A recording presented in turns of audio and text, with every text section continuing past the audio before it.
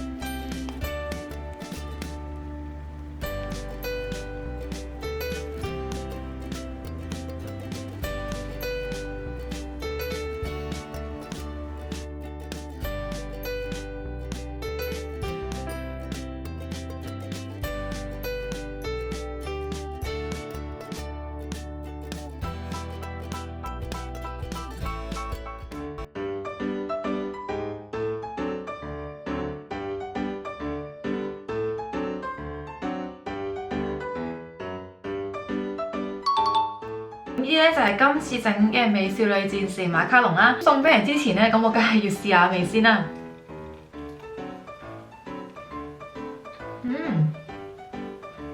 咁其實今次整嘅馬卡龍咧，同以往味道都冇乜大嘅分別嘅，佢都係外脆內軟啦。今次嘅餡料咧就係 buttercream 加上士多啤梨醬啦。呢一款 buttercream 係我好中意嘅一個味道啦。咁我之前亦都有拍過點樣製作呢一個 buttercream 嘅影片嘅，大家可以睇翻感嘆號咧就會揾到嗰條影片噶啦。咁今次呢個 buttercream 加上士多啤梨醬咧係十分之好食啦，係好香濃嘅士多啤梨味嘅。咁今次畫呢一個嘅變身器啦，同埋越野兔咧，整體佢畫起上嚟咧都唔算太難嘅。咁而影片入邊所用嗰啲 template 咧，我都將佢放咗喺 description box 嘅，咁大家有需要咧就可以去睇翻啦。